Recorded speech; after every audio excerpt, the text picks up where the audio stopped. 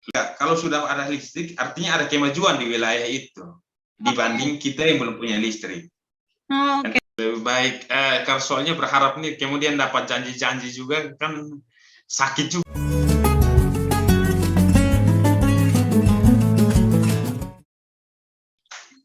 Nah, Kak, berarti kalau yang tadi Kakak sebut ya, paling kalau gelap, kalau malam tuh nggak bisa belajar ya anak-anak sampai hari ini pun juga sama ya, anak-anak masih susah belajar kalau malam ya. Kalau itu Kak, ya namanya tuntutan lah Kak. Mungkin karena kemarin COVID jadi aksesnya tidak terlalu padat belajar, akses belajarnya di rumah tidak terlalu padat karena belajarnya di rumah, belajar dari rumah, jadi waktunya yang digunakan masih banyak, cukup banyak. Nah, kalau yang tahun-tahun sebelum yang belum terjadi pandemi COVID ini, ya memang untuk waktu belajar memang agak sulit Kak. Tapi karena tuntutan dan kemudian aktivitas sehari-hari, ya mau nggak mau harus malamnya walaupun nggak punya listrik tetap harus belajar walaupun pakai pelita. Esoknya baru bersikat tuh. Oh, ada bekas gitu ya kalau habis belajar Iya, malam. kan cahaya dari pelita itu kan tidak terlalu ini terang, jadi harus dekat. Nah kalau dekat ya itu pasti Oke. ada bekas-bekasnya. Oh, paginya itu Jadi langsung sadar gitu ya, Kak? Wah, kenapa ini mukaku gitu? bukan sadar, itu sudah harus, itu pasti. Jadi paginya sudah tahu ada kewajibannya bersih, awalnya harus bersihkan dulu. Jadi Ada gitu ini ya, Kak. ada lucunya juga ya, Kak ya? Ada lucunya, ada susahnya, ada serunya itu kan. Soalnya tidak semua orang menikmati itu. Jadi bagaimana Kak? Memang kondisi, mau dibilang kondisi sulit, tapi itu kenyataan. Jadi mau nggak mau kita harus menerima itu. Belajar tanpa listrik. Ya kalau mau untuk tidak hitam-hitam di muka, ya belajarnya harus lebih sedu, mungkin jam 3 sampai jam 5. Tapi itu akan bertabrakan juga dengan aktivitas kita. Nah ini yang tadi saya ceritakan soal aktivitas kita di wilayah timur itu, ya tidak wajib, tapi itu menjadi kesadaran, sudah menjadi kebiasaan. Jadi habis pulang sekolah istirahat atau istirahat, kemudian harus itu ada aktivitas rumahan yang harus kita selesaikan. Ambil air Sekarang gitu, tidak, diambil kayu. iya, air sama kayu. Oke, Kak. Itu Kak, maksudnya keharapannya gitu Kak. Kan ini tadi nggak ada listrik, terus sekarang juga masih banyak yang belum listrik nih. Kakak pernah dengar nggak sih curhatan gitu, orang-orang yang belum dapat listrik itu gimana? Kalau orang-orang pernah dengar, sering juga Kak, kalau listrik ini Kak, semua pasti menginginkan. Yang belum tersentuh listrik pasti semua ingin untuk bisa dapat menikmati listrik ini. Tapi mau gimana lagi Kak, kemampuan kita yang sebatas memberitahukan kepada yang memang kepentingan lah, dalam hal ini pemerintah atau pihak yang lain yang dapat membantu. Jadi untuk mau dapat kita dapat, tapi untuk menyerahkan itu nggak tahu lagi mau sampaikan kemana. Soalnya udah bertahun sampai 2000, mau masuk 2022 loh buka. Tapi sekarang masih ada dalam dunia gelap gulita saat malam. Jadi mungkin lewat cerita ini bersyukurlah kalau banyak yang dengar, entah caranya seperti apa, mereka juga belum tahu. Tapi ada harapan besar, pasti berharap besar. Soal listriknya bisa sampai ke rumah atau desa wilayah tempat ini. Oh, oke. Berarti ada harapan ya, Kak. Maksudnya masyarakat tetap mengharapkan adanya listrik gitu. Iya, iya, benar Kak. Harapan itu pasti bukan mengharapkan, tapi besar sekali ya harapannya Kak. Bagi saya begitu. Oke. Soalnya waktu itu Kak ada tuh ketemu kayak bapak-bapak waktu aku ke sana, bilang kayak gini, "Sudahlah nggak ada listrik juga nggak apa-apa, toh udah biasa," katanya gitu. Nah itu kalau cerita-cerita kayak gitu Kak, bagi saya itu karena sudah tahap terserah saja itu.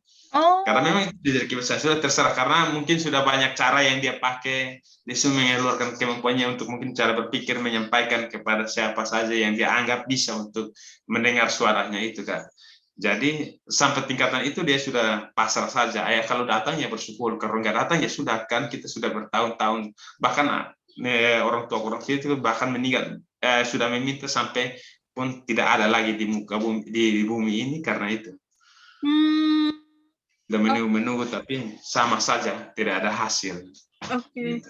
Jadi mendingan gak berharap ya gitu ya Kak mungkin ya. Maksudnya ya Iya, udahlah, ada syukur, tidak ada juga tidak apa-apa gitu. iya Kak, memang begitu sudah Kak.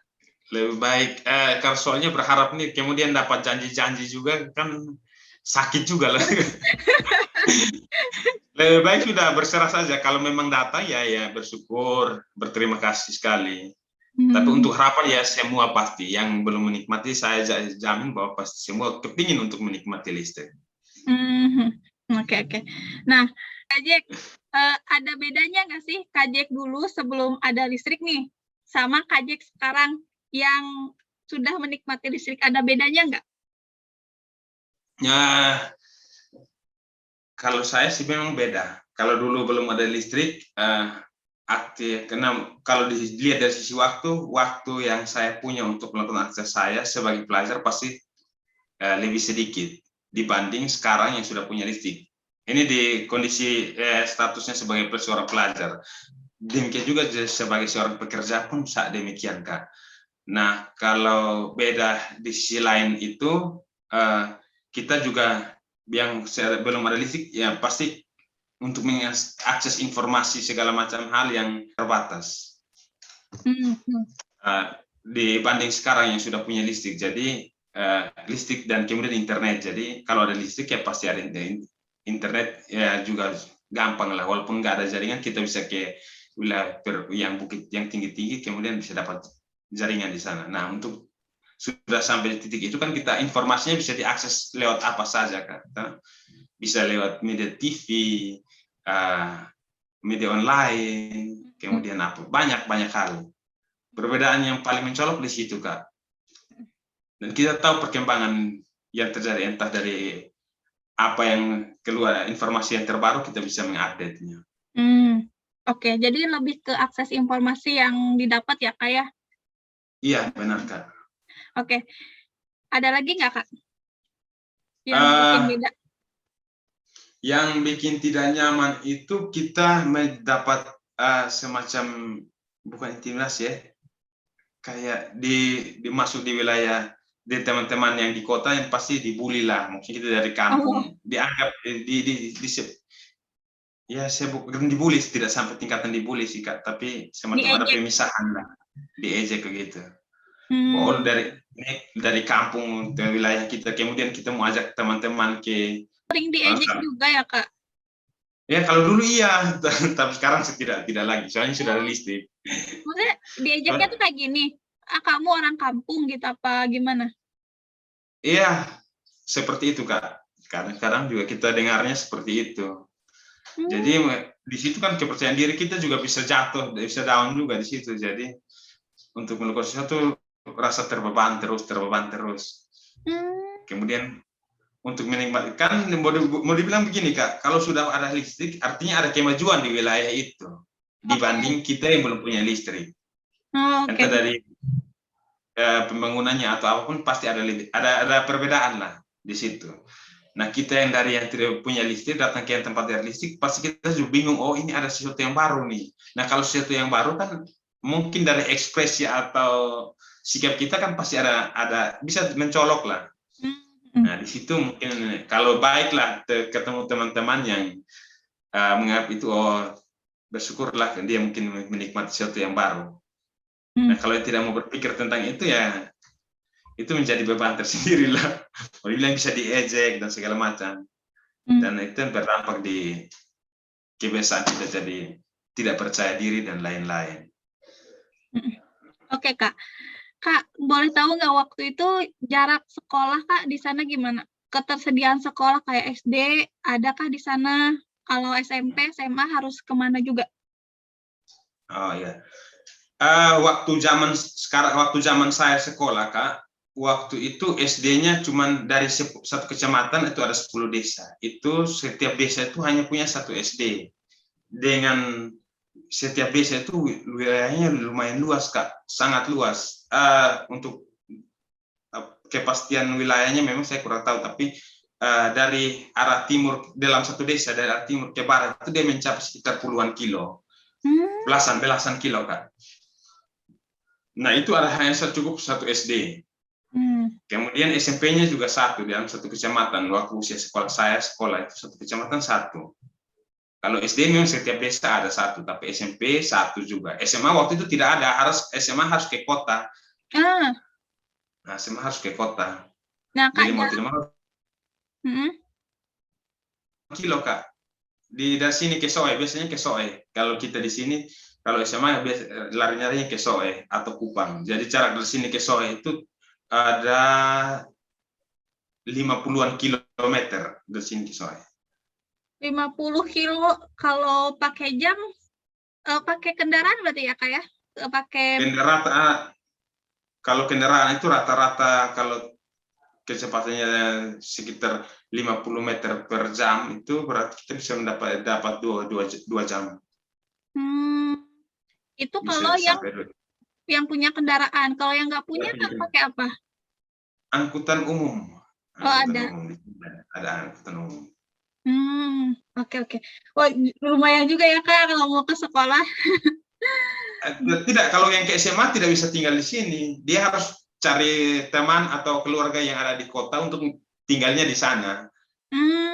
Jadi ngekos atau tinggal sama saudara?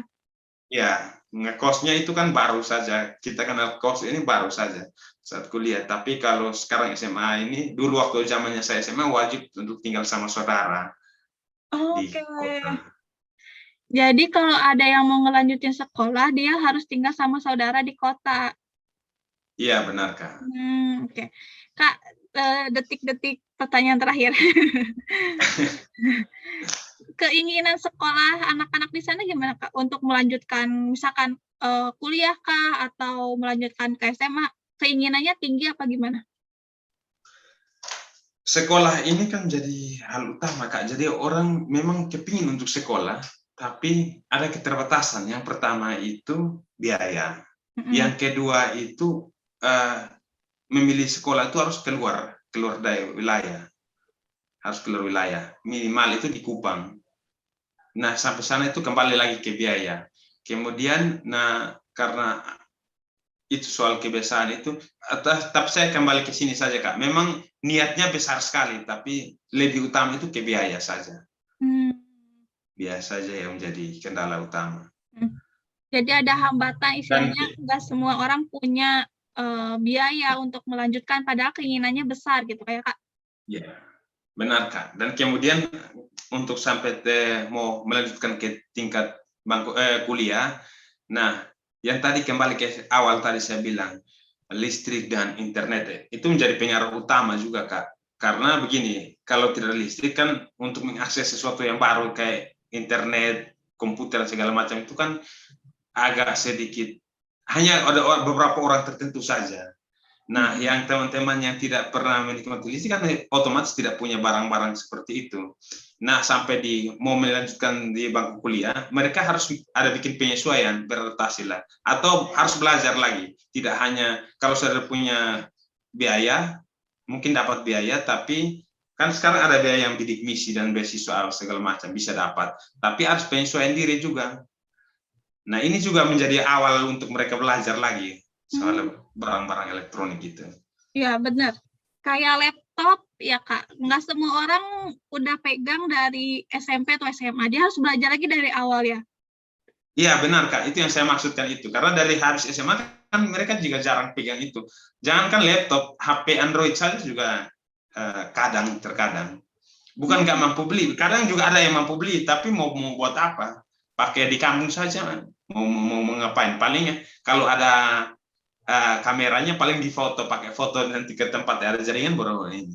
Kemudian mau ngecas juga harus ke tempat yang ada listrik. Nah, kondisi ini juga menjadi terbatas juga. Iya, jadi perjuangannya juga luar biasa ya Kak, misalnya ketika dia mau lanjut kuliah, baru nemu namanya laptop, harus belajar lagi dari awal. Iya kan? Benar. Mau ke SMA, misalkan sekolahnya di kota, dia nemu laptop juga nggak bisa operasikan karena tidak punya kan awalnya juga. Iya, iya benar. Jadi banyak tantangannya gitu ya Kak ya? Lumayan. Tentangnya itu Kak, memang benar Kak. Jadi itu dia kan tidak punya, jadi memang soal kenal tahu bahwa oh ada laptop, ada barang yang namanya laptop. Tapi kan tidak punya dan belum, kalau tidak punya akses listrik, kemudian walaupun tahu tapi kan tidak pernah buka dan dilihat-lihat, sama saja toh Kak. Nah, sampai di sana itu baru mulai. Nah, Kak Jack, apa yang membuat Kak Jack semangat nih? Kan Kak Jack juga istilahnya lanjut juga kuliah, udah selesai, terus sekarang juga istilahnya ke teknologi juga Kak Jack bisa gitu mengakses informasi, istilahnya terdepan lah gitu. Apa sih yang membuat Kak Jack mau belajar gitu? Kalau saya agak beda dari teman-teman, itu memang bukan kemauan sendiri Kak. Memang dari dulu itu ini hanya karena tuntutan, memang karena orang tua merasa bahwa mau begini-begini saja mau sampai kapan. Dan memang saya juga sudah nyaman dengan kondisi waktu dulu-dulu. Buat apa belajar, kita sudah begini nih, biar sudah. Hanya karena tuntutan orang tua, jadi ada ini, dipaksa, betul-betul dipaksa, bukan hanya sekedar dipaksa, bahkan sampai ada tindakan-tindakan yang kurang enak dengan saya. Jadi mau tidak mau harus. Ya berjalannya waktu, saat dikirim ke Kupang, ya mungkin karena soal pergaulan dengan teman-teman, mungkin ada aktivitas teman-teman yang sering ajak saya untuk ikut dengan teman-teman, ternyata nikmat juga. Baru situ sadar bahwa oh, perlulah untuk belajar, perlu tahu untuk hal-hal seperti ini. Mungkin mengakses komputer dan segala macam. Itu penting sekali. Jadi sudah dari situ saya berpikir oh ini harus berubah. Kebiasaan lama itu kalau mau tetap seperti itu ya sampai kapanpun kita tetap tidak akan ada perubahan dalam diri, baik dalam diri maupun lingkungan. Nah, untuk bermanfaat ya harus belajar, kemudian ya bersyukur dengan belajar dan kemudian berkenalan dengan teman-teman sampai saat dengan ketemu Kak Damai juga itu karena soal dengan teman-teman itu belajar dengan teman-teman. Nah. Oke Kak, berarti dari orang tua ya support dukungan terbesarnya dari orang tua malahan ya? Iya benar Kak. Kalau saya sendiri pengalaman saya dari orang tua, bukan kemauan sendiri. Memang kemauan sendiri biar sudah di kampung. Buat apa pergi di sana? Toh pergi di sana juga masih harus dipaksa otaknya untuk belajar, kemudian kita harus menyesuaikan segala macam. Saya pikir lumayan berat juga. Tapi karena itu, jadi nggak mau, memang tidak mau, tidak mau sekolah. Tapi karena dipaksa benar-benar dipaksa itu guys. Kalau tidak mau dikasih ini, kalau mau di kampung berarti segala macam hal yang mereka punya kita tidak boleh pakai. Oh gitu, ya. Bapak gitu? Iya benar Kak. Oke. Jadi kalau jadi kalau mau sekolah ya masih menurut ada tanggung jawab orang tua dikasih apa? Ada tanggung jawab lah dari orang tua. Kalau nggak mau sekolah ya sudah. Silahkan atur dirimu sendiri begitu. Oke. Jadi kata Bapak tuh kalau Kak Jack nggak mau sekolah, sudah tak boleh pakai apa-apa di rumah gitu ya? Benar Kak. Akhirnya mau sekolah. Akhirnya mau sekolah. Nah di sekolah, waktu sekolah sudah itu dikasih fasilitas kayak komputer, handphone. Jadi ya betul. Kalau nggak sekolah berarti tidak akan pernah lihat barang-barang ini. Oke. Kak Jack, ke sekolah, Kak Jack bilang, wah lumayan berat juga tantangannya. Nah kan tadi bilang, nah itu gimana Kak mengatasi tantangan waktu dulu tuh yang harus berjuang juga belajar gimana cara pakai laptop, cara adaptasi juga di sana gimana? Cara Kak Jack berjuang bertahan gitu. Kan sudah sampai di sekolah tuh Kak, segala macam hal kan sudah masuk kayak tugas dan segala macam, belajar pun sudah pakai media-media seperti itu kayak laptop dan segala macam. Jadi mau tidak mau, karena kalau tidak mau berusaha untuk tahu, berarti pastinya tidak selesai. Nah, kalau tidak selesai, itu cerita awal yang tadi saya bilang. Segala macam hal yang orang tua pun tidak akan kita tidak pakai. Jadi, itu yang jadi motivasi bagi saya. Jadi, untuk mau pakai barang-barang yang orang tua mau kasih sesuatu yang baru, ya harus belajar. Itu menjadi motivasi untuk saya, sehingga masih belajar dan kemudian kepingin tahu. Dan keasikan belajar ya, sampai sekarang harus belajar terus. Sip. Keren nih, keren orang tuanya Kak Jack, berarti ngedorong anaknya sekolah, harus sekolah. Iya, saya bersyukur lah Kak, bisa dapat untuk. Kalau saya dulu tidak ada motivasi, ada dorongan begitu ya pasti tidak bisa bercerita sampai saat ini seperti begini Kak. Oh iya, nanti kalau Bapak sama Mama nonton ketahuan. Oh iya. Kak, TTS juga sebenarnya kan banyak juga kayak istilahnya tidak pemandangannya juga bagus gitu kan. Misalnya kalau tadi kan kita cerita yang agak sedih-sedih. Oh iya. Aku lupa tadi. Sebenarnya TTS juga pemandangannya bagus-bagus kan? Ya memang Kak, kalau soal dari sisi alam itu memang indah juga Kak. Kemarin kita di TTS itu menang itu API Award di wilayah Patunasi. TTS menang itu yang jadi juara 1. Kemudian ada pemandangan bukitnya ada, kemudian lautnya ada, padang savananya juga ada Kak. Ini semua. Akhir deh, pesan-pesan atau semangat Kak Jack buat teman-teman Kak Jack di sana yang masih berjuang untuk sekolah apakah, atau yang masih berjuang untuk mendapatkan listrik apa? Semangatnya atau apa?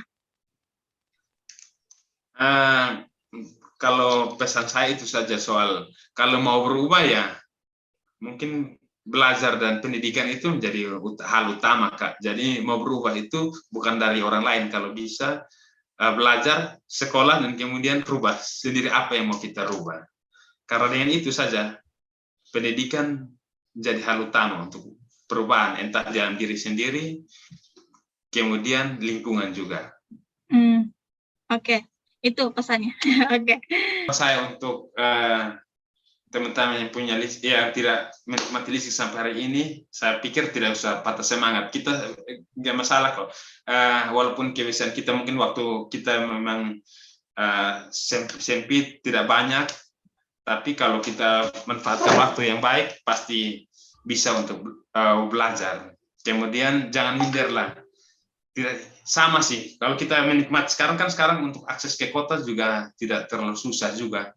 Jadi untuk menikmati listrik dan mengenal sesuatu itu bukan harus, jangan berpikir untuk secara lalu terbatas lah. Berusaha untuk mencari sesuatu yang baru. Misalkan kayak mau belajar tentang komputer dan laptop itu, mungkin ada di sekolah-sekolah teman-teman yang tahu tentang itu kan kita bisa belajar. Belajar juga tidak harus pergi di sekolah dan kemudian belajar barang-barang tersebut, tapi mungkin dari teman-teman bisa berkenalan, kemudian yang punya kita bisa ajak untuk bisa dikenalkan untuk barang-barang yang saya maksud tadi itu. Oke. Jadi jangan putus semangat ya Kak, keterbatasan bukan halangan ya Kak? Ya benar Kak. Oke. Keterbatasan jangan jadi itu untuk terus rasa terbatas, tapi harus keluar dari itu. Ya, sip, mantap Kak Jack. Mantap. Oke Kak Jack, paling gitu Kak ininya ngobrol-ngobrolnya. Terima kasih banyak loh Kak Jack. Terus buat teman-teman juga yang seperti Kak Jack tadi bilang, kalau yang belum dapat listrik tetap semangat. Terus berharap boleh ya gitu ya Kak. Tapi jangan takutnya sakit gitu ya kalau ketinggian ya Kak ya. Benar Kak. Kalau berharap boleh, tapi jangan sampai jadi ini terlalu berat. Soalnya kalau nggak dapat juga sakitnya luar biasa. Terakhir segala macam orang kita salahkan habis gitu. Iya. Pokoknya mah istilahnya semoga secepatnya ada listrik juga masuk desa-desa sana yang belum dapat listrik gitu. Dan bersabar juga, iya juga ya Kak, termasuk ya bersabar gitu, nanti kalau sudah saatnya masuk, kalau tidak juga ya harus tetap bersyukur gitu ya, Kak? Iya.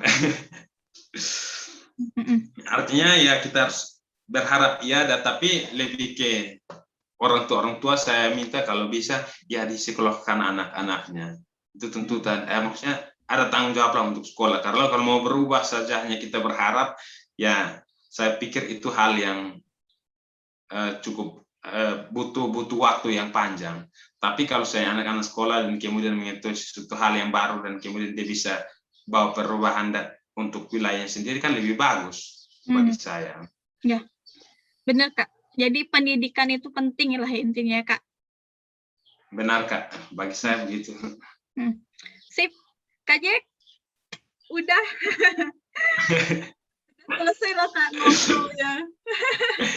Terima kasih juga Kak Damai sudah ajak ngobrol di Teman Damai. Mohon maaf ya kalau informasinya memang agak tidak jelas sih.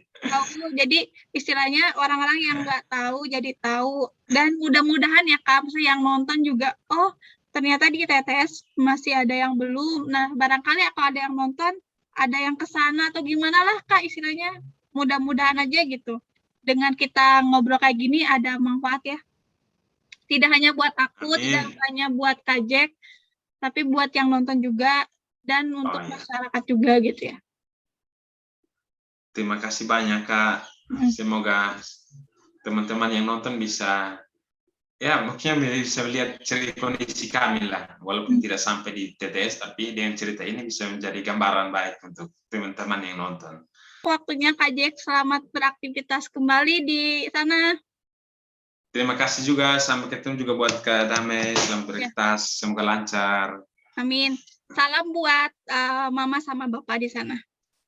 Sampaikan Kak nanti kalau kembali. Iya, Kak Jack, makasih. Terima kasih juga Kak Damai, sampai ketemu Kak.